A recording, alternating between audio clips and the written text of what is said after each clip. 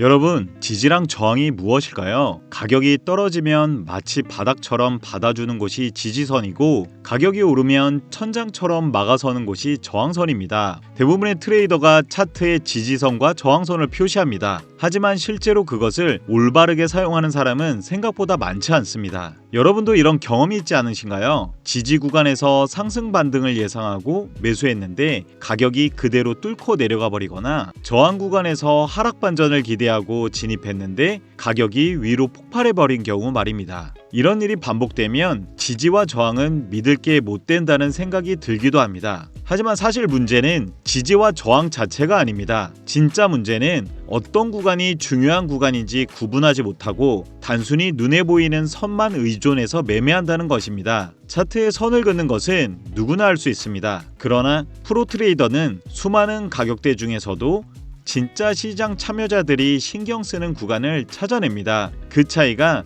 승부를 갈라놓습니다. 오늘 영상에서 말씀드릴 것이 바로 그 부분입니다. 강력한 지지와 저항 구간을 올바르게 식별하는 방법, 혼란을 줄이고 명확하게 차트를 읽기 위해 선을 제대로 그리는 방법, 그리고 이렇게 찾아낸 핵심 레벨을 활용해 고확률 매매로 연결시키는 단순하고 강력한 전략까지 설명드리겠습니다. 이것을 알게 되면 단순히 눈에 띄는 고점과 저점에 선을 긋는 것이 아니라 거래량이 집중된 구간, 여러 번 테스트된 구간, 그리고 추세와 맞물린 전환 포인트를 찾아내는 것이 중요합니다. 이런 가격대는 단순히 가격이 멈추는 구간이 아니라 시장 참여자들의 심리가 실제로 쌓여있는 핵심 구간이기 때문에 이 구간을 제대로 식별하는 것만으로도 트레이더로서 확실히 차별화됩니다. 바로 이 구간에서 반전이 일어나거나 돌파가 될 경우 큰 추세로 이어지는 매매의 기회가 만들어지기 때문입니다. 이 영상을 끝까지 보시면 프로 트레이더들이 지지와 저항을 어떻게 활용하는지 명확하게 이해할 수 있습니다. 그리고 여러분도 똑같은 방식을 차트에 적용해 단순한 추측이 아니라 근거 있는 매매를 할 수 있게 될 것입니다. 안녕하세요. 차트 승부사 고니입니다. 그럼 지금부터 지지와 저항을 진짜 무기로 만드는 방법을 하나씩 살펴보겠습니다. 먼저 강력한 지지와 저항을 식별하는 방법으로는 주요 고점과 저점, 반복성, 명확성, 강한 반응, 역할 전환, 최근성과 같은 6가지 기준이 있습니다. 그중 첫 번째는 주요 고점과 저점입니다. 최근에 형성된 극단적인 반전 지점, 즉 가장 높았던 가격과 가장 낮았던 가격부터 체크합니다. 과거에 시장이 거기서 멈췄다는 이유로 앞으로도 많은 투자자가 그 구간을 의식하기 때문입니다. 두 번째는 다중 반응입니다. 같은 가격대에서 여러 번 튕겨나올수록 신뢰도가 올라갑니다. 마치 문을 두드렸는데도 계속 안 열리면 여긴 진짜 단단하구나 하고 느끼는 것처럼 여러 차례 테스트에도 버텨낸 구간은 강력한 지지 혹은 저항의 명확한 신호입니다. 세 번째는 명확하게 눈에 띄는 구간이어야 합니다. 만약 돋보기를 들이대면서 억지로 찾아야 할 정도라면 그건 강한 레벨이 아닐 가능성이 큽니다. 좋은 지지, 저항은 차트를 열었을 때 누구나 직관적으로 보이는 구간, 즉 시장의 대다수 참여자가 보고 반응할 수 있는 곳이어야 합니다. 네 번째는 강한 가격 반응입니다. 지지 저항에 닿은 직후 가격이 큰 폭으로 튀어오르거나 반대로 급락한다면 그 구간에서 실제로 큰 매도 압력이 들어왔다는 뜻입니다. 반응이 클수록 그 레벨의 중요도는 더 높아집니다. 다섯 번째는 롤 리버설, 역할 전환입니다. 이 부분은 굉장히 흥미롭습니다. 과거의 저항이었던 구간이 돌파된 뒤 다시 지지로 작용하거나 반대로 지지선이 깨진 뒤 저항으로 바뀌는 경우가 있습니다. 이를 SR 플립이라고도 부릅니다. 이런 역할 전환은 그 가격대에서 시장 참여자들의 심리가 완전히 반전되었음을 보여주는 강력한 증거입니다. 여섯 번째는 최근성입니다. 오래된 지지 저항도 여전히 유효할 수 있지만 가장 최근의 시장이 반응한 구간이 더 큰 가중치를 가집니다. 예를 들어 과거의 저점의 영향력보다 최근에 막 형성된 저점이 당장 매매에 더 실질적으로 영향을 미친다는 말이죠. 물론 최고의 지지와 저항 레벨은 이 6가지 모든 조건을 동시에 충족합니다. 하지만 반드시 모든 기준을 다 채워야만 의미 있는 것은 아닙니다. 조건을 많이 충족할수록 신뢰도가 높은 것일 뿐 두세 가지 조건만 충족하여도 충분히 주목할 만한 레벨이 될 수 있습니다. 이제 앞에서 배운 기준들을 모두 종합해 실제 차트의 핵심 지지와 저항을 직접 하나하나 표시해 보겠습니다. 예시 차트에서 최상단을 보겠습니다. 가격이 고점을 찍고 급격히 반전하면서 하락한 명확한 저항이 눈에 들어옵니다. 이 레벨이 강력한 이유는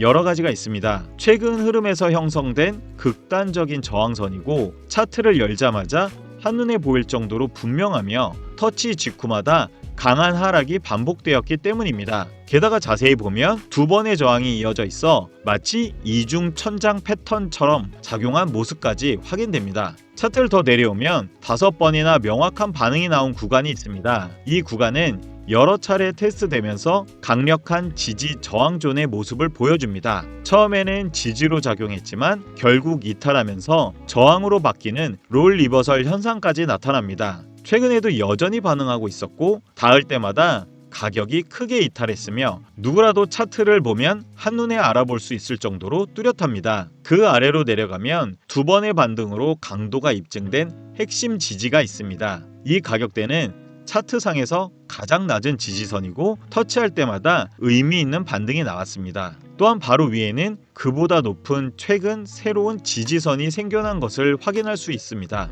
명확하게 최근에도 테스트가 이어지고 있어 지금 판단에 매우 유효합니다. 지지와 저항선을 표시할 때 트레이더들이 가장 많이 묻는 질문이 있습니다. 지지와 저항을 선으로 그려야 하나요? 아니면 존으로 표시해야 하나요? 이 부분은 정말 중요한 포인트입니다. 비트코인 차트를 예로 들어보겠습니다. 만약 모든 반전 포인트가 거의 같은 가격대에 깔끔하게 정렬되어 있다면 단일 수평선 하나만으로도 충분히 잘 작동합니다. 하지만 대부분의 경우 시장은 그렇게 단순하지 않습니다. 그래서 가격은 특정 점에만 반응하는 게 아니라 일정한 권역 안에서 움직입니다. 몸통과 꼬리의 고점이 달라 따로따로 선을 그으려 한다면 어떻게 될까요? 이 부분을 확대해서 보겠습니다. 차트 위에 선이 너무 많아지고 복잡해져서 오히려 중요한 구간이 묻히게 됩니다. 그래서 프로 트레이더들은 이럴 때 단순히 선을 긋는 대신 몸통과 꼬리를 함께 포괄하는 존으로 표시합니다. 이게 훨씬 깔끔하고 무엇보다 실제 시장에서 가격 움직임에 대응하는 방식을 더 정확히 반영하는 방법입니다.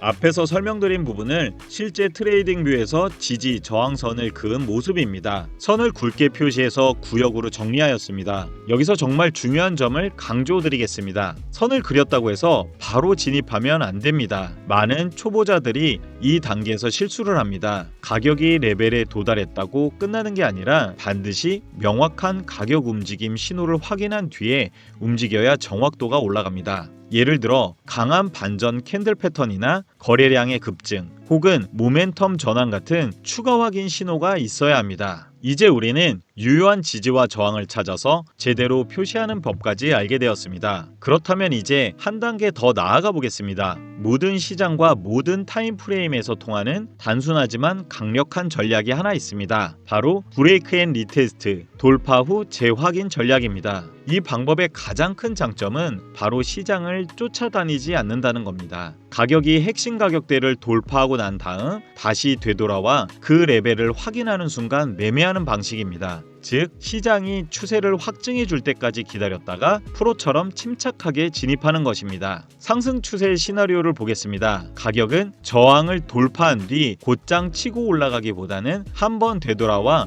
방금 돌파한 레벨을 다시 시험하는 경우가 많습니다. 이때가 바로 고확률 매수의 기회입니다. 먼저 유효한 저항 구간을 찾습니다. 주요 고점과 저점에서 강한 반응, 명확성, 반복성 등을 확인합니다. 그리고 돌파가 나오더라도 곧바로 진입하지 않습니다. 반드시 롤 리버설과 되돌림을 기다리면서 확인 요소를 추가합니다. 피보나치 38.2%나 50% 또는 61.8% 수준의 되돌림과 겹치는지 상승 반전 캔들 신호인 불리시 앵골핑, 핀바, 인사이드바 등이 나타나는지입니다. 보시는 차트에서는 피보나치 38.2%와 핀바 캔들 패턴이 추가 확인되어 매수 진입입니다. 손절은 피보나치 되돌림의 마지막 구간인 61.8% 수준이고 익절은 피보나치 되돌림과 캔들 패턴이 추가 확인되는 상황이니 손절 구간의 3배로 좀 높게 잡습니다. 차트 결과를 확인하기 전에 여기서 잠시 방금 말씀드린 캔들 패턴과 피보나치에 대해 간단히 알아보겠습니다. 캔들 패턴은 캔들 모양이나 배열을 통해 시장 참여자들의 심리와 추세 전환 가능성을 해석하는 것으로 많은 종류의 캔들 패턴 중에서 지금은 반전형 모델인 핀바, 앵골핑, 인사이드바 세 가지만 다루겠습니다. 핀바는 위아래 꼬리가 긴 추세 반전 신호입니다. 예시는 윗꼬리가 길어서 하락 전환이 나타납니다. 앵골핑은 아웃사이드 바라고도 하며 이는 이전 캔들의 몸통을 덮어버리는 반대 방향의 캔들로 위의 예시는 하락 반전 신호인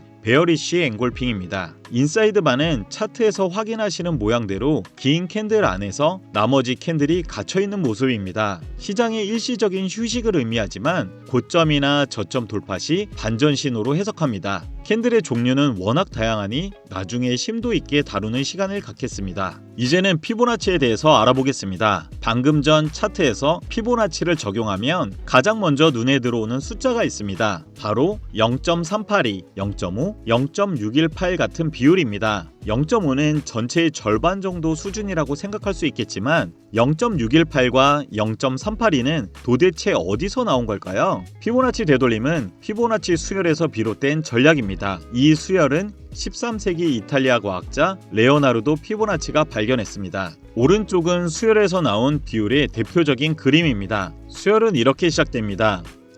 1, 1, 2, 3, 5, 8, 13, 21 앞에 두 숫자를 더하면 다음 숫자가 만들어지는 단순한 규칙입니다. 그런데 중요한 건 이 숫자들이 만들어내는 비율입니다. 이게 바로 차트에서 우리가 보는 피보나치 되돌림 레벨 0.618과 0.382의 근원입니다. 그리고 마지막에 1.618배는 일반적으로 황금 비율이라고도 합니다. 왜 1.618을 황금 비율이라고 할까요? 사실 이 비율은 단순히 수학 속에서만 보이는 게 아닙니다. 피라미드의 건축, 예술작품, 음악, 심지어 사람의 얼굴 비율까지 인간의 삶 곳곳에서 황금비가 반복됩니다. 사람은 본능적으로 이 비율을 아름답고 안정적이라고 느낍니다. 트레이더들은 무의식적으로 이 비율을 따르는 구간에서 안정을 느끼고 적절한 조정폭이라고 받아들인다고 합니다. 그래서 군중 심리에 기초한 피보나치 되돌림 구간인 0.382, 0.5, 0.618은 많은 트레이더들이 추세 되돌림 시에 매수, 매도 결정을 내리는 핵심 지점이 되는 겁니다. 다시 차트로 돌아와서 설정한 것의 결과를 확인하겠습니다.